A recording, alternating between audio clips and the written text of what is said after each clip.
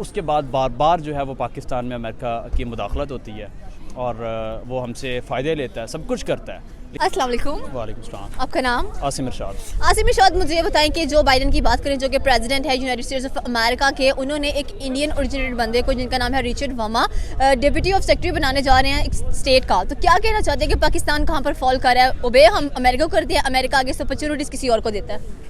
आपने पाकिस्तान और अमेरिका के ताल्लुकात को पढ़ा? नहीं पढ़ा हुआ आपने? अब सबसे पहले मैं आपको कहूँगा कि आप पाकिस्तान और अमेरिका के ताल्लुकात को पढ़ें कि पाकिस्तान अमेरिका के पास कैसे गया और तब से पाकिस्तान उनकी बात को ओबे क्यों कर रहा है, पाकिस्तान उनकी बात को क्यों मान रहा है, उसकी वजह क्या है। पाकिस्तान रूस नहीं गया था जब पाकिस्तान के पहले प्राइम मिनिस्टर लियाकत अली खान साहब थे, तो वो रूस नहीं गए थे, कुछ डेट्स का इशू था, अमेरिका चले गए थे, तो वहाँ से हमने जो है अमेरिका की बात को मानना शुरू किया। तो उसके बाद बार बार जो है वो पाकिस्तान में अमेरिका की मुदाखलत होती है और वो हमसे फ़ायदे लेता है, सब कुछ करता है, लेकिन हमें कुछ नहीं मिलता।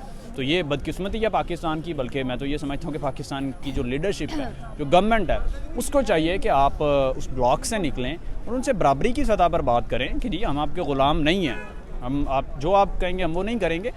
बराबरी की सतह पर बात होगी जहाँ दोनों के मफाद देखे जाएंगे ना, सिंपल सी बात है। लेकिन दोनों के मफाद कैसे देखे जाएं? हम कहते हैं कि हम एक सॉवरेन स्टेट है, ठीक हो गया। सॉवरेन स्टेट का मतलब ये होता है कि आप खुद अपने फैसले कर सकते हैं, खुद मुख्तार कौम हो। लेकिन आपने कहा कि कुछ वजूहात थी कि वो अमेरिका के पास चले गए। चलिए अमेरिका के पास चले भी गए, लेकिन इनके पास इतनी पावर या अथॉरिटी नहीं है कि अभी भी वो एक सॉवरेन स्टेट की तरह वर्क कर सकते हैं, ठीक हो गया। बेनिफिट्स वो किसी और को दे देते हैं एंड पे पिस हम लोग जाते हैं। वो भी हमारे हुक्मरान नहीं पिसते, हमारी आवाम पिसती है। देखें, पिसती तो आवाम है, लेकिन ये तो हमारे हुक्मरानों को सोचना चाहिए ना कि वो क्यों करते हैं। जब बराबरी की सतह पर बात करनी चाहिए ना, यही तो इमरान खान का भी बयानिया यही था ना कि बराबरी की सतह पर बात करेंगे, वो सबसे करेंगे, वो अमेरिका हो, रशिया हो, चीन हो, सब हो, तो हम सबके साथ बराबरी की सतह पर बात करेंगे, ग़ुलामी किसी की नहीं करेंगे। ये तो अंडरस्टूड सी बात है। तो ये हमारे हुक्मरानों को सोचना चाहिए, इसमें आवाम पब्लिक का क्या कसूर है, आम आवाम का क्या कसूर है। वो अगर गुर्बत में पिसती है, उसको अपॉर्चुनिटीज़ नहीं मिलती हैं, उसका इंटरनेशनल रिलेशंस के साथ ताल्लुक ही कोई नहीं है। पाकिस्तानी आवाम जिसको 2 वक्त की रोटी नहीं मिलती, उसका इंटरनेशनल रिलेशंस के साथ क्या वास्ता है, उसका तो है ही नहीं ना। लेकिन जब खबरें सुनते हैं, खबरों में जब अमेरिका को प्रोमिनेंट किया जा रहा था, तो आई थिंक सो कि जैसे आपने कहा है कि जो एक अवाम है, मतलब कि एक निचले से निचले तबके के बंदे को भी पता होता है कि हम अमेरिका के गुलाम हैं। देखिए, अमेरिका के ग़ुलाम तो हम नहीं कह सकते। हम पाकिस्तान की आवाम बड़े गैरतमंद है, हम अमेरिका के ग़ुलाम नहीं हैं, इवन कि हम किसी के भी ग़ुलाम नहीं हैं। पाकिस्तान की जो लीडरशिप है या गवर्नमेंट है, उसकी कुछ पॉलिसी से इख्तलाफ हो सकता है कि वो क्यों जाते हैं, उनकी ऐसी कौन सी मजबूरियाँ होती हैं। पाकिस्तानी अवाम को जो है वो अमेरिका या बाकी उनके वो अमेरिका मफाद किसको देता है, अमेरिका फ़ायदा किसको देता है, उस पर बात करने से पहले पाकिस्तान को अपने जो पाकिस्तान की गवर्नमेंट है, सिटिंग गवर्नमेंट है या लीडरशिप है, जो इस तरह के करती है, उनसे सवाल करना चाहिए कि आप अमेरिका के पास क्यों जाते हैं, आपके फ़ायदे क्या हैं, आपको मिलता क्या है। तो ये पाकिस्तान के अवाम को सबसे पहले पाकिस्तान की लीडरशिप से सवाल करना चाहिए, अमेरिका की तरफ हम बाद में जाएंगे।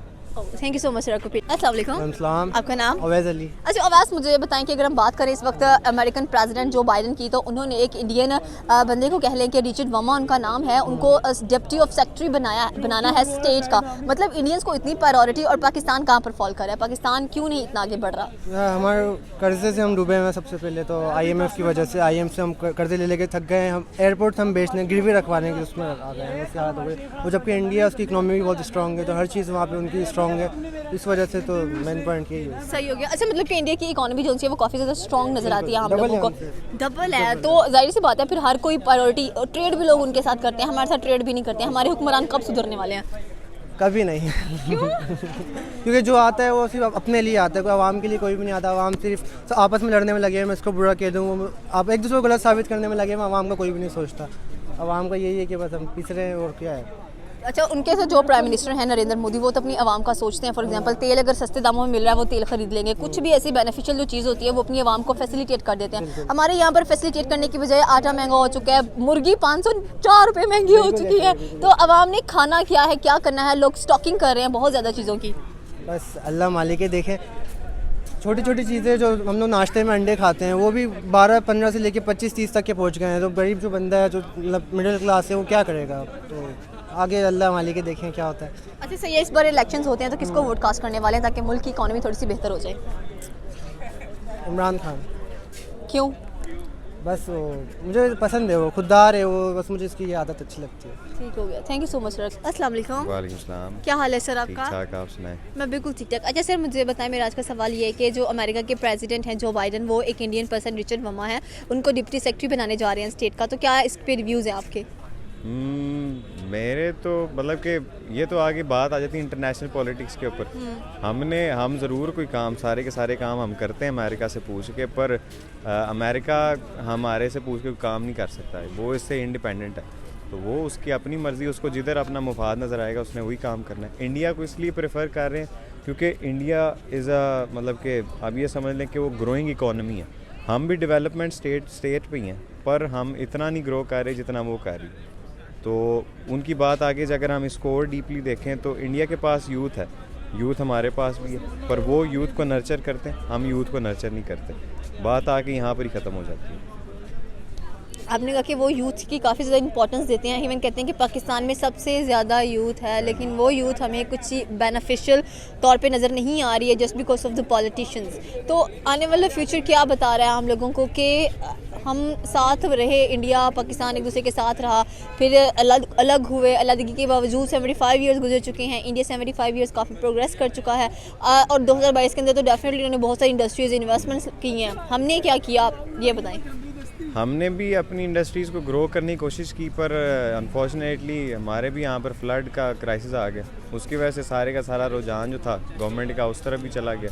और कुछ यहाँ पर ये जो लॉकडाउन वगैरह जो इमरान खान साहब जो करते हैं, और मतलब जिस तरह कहने का ये मकसद है कि जो पॉलिटिशियंस की आपस में जो लड़ाइयाँ हैं ना, उनकी वजह से भी जो हमारे यूथ के ऊपर जो नर्चर आना था ना, वो सारे का सारा जो पैसा उधर लगना चाहिए था वो सारे का सारा उधर लगा। सिक्योरिटी जो उधर होनी चाहिए थी वो उधर हुई है। तो ये बस यही है कि कंसर्न हर बंदे को अपना चाहिए कि अब एक पॉलिटिशियन है, उसको तो अपने कुर्सी के साथ गर्ज है, वो दूसरे वाले पॉलिटिशियन को भी कुर्सी के साथ गर्ज है, पर ये नहीं चाहते कि जो यूथ के अंदर से कोई और अच्छा भी आगे बैठे।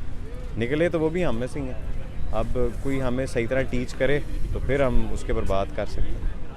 Thank you so much. अस्सलाम वालेकुम। क्या हाल है सर आपका? ठीक ठाक। सर मेरा सवाल ये है कि अगर हम बात करें इस वक्त जो बाइडन की, जो कि अमेरिका के प्रेसिडेंट हैं, वो एक इंडियन को जिनका नाम रिचर्ड वर्मा है, उनको डिप्टी सेक्रेटरी बना रहे हैं स्टेट का, तो क्या कहना चाहते हैं आप इस चीज़ को लेकर?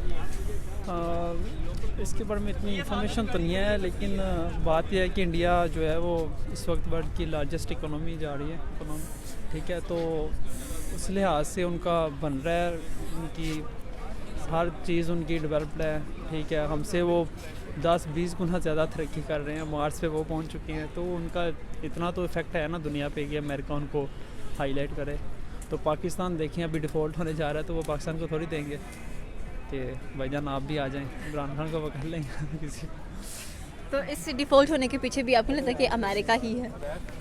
हाँ, डिफ़ॉल्ट होने के पीछे अमेरिका तो ऑब्वियसली वो थोड़ा बहुत कंट्रोल तो सबका होता है, लेकिन हमारा अपना ही है, बिज़नेस इधर कोई करता नहीं है, ठीक है, जिसका कोई जैक जुक लगे बाहर 22 दौरो बाहर जाके, वो ऑब्वियसली उनकी इकोनॉमी स्ट्रॉन्ग है तो वो पैसा ज़्यादा है, सारे बाहर जा रहे हैं। सो इधर बिज़नेस अगर कोई डेवलप करे अपना, कोई जैसे इंडिया में है आप बता रही हैं, उधर टाटा बिरला देखें, उनकी अंबानी ख़ानदान का कितनी उनका पैसा है, इधर कौन है वो बस छुपा के बैठे हुए हैं, ठीक है, बंदे अमीर है, गवर्नमेंट जो है वो डूब रही है।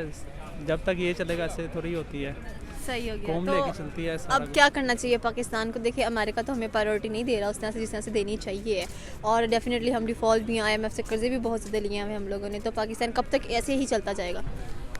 पाकिस्तान अब ये तो बस कोई अच्छा बंदा तो पता नहीं कब आएगा। इमरान खान आया तो उससे भी कुछ नहीं हुआ ऑब्वियसली, ठीक है, वो तो हम अब इसको छुपाएं जो मर्जी है, लेकिन मतलब कि बस यही है कि उससे भी कुछ नहीं हुआ, बाद में फिर चोर आ गए, उनसे भी कुछ नहीं हुआ पता नहीं किसने अब करना है, अल्लाह ही जाने। बस ये है कि चलते रहें, बस पाकिस्तान को सपोर्ट करते रहें। Thank you so much.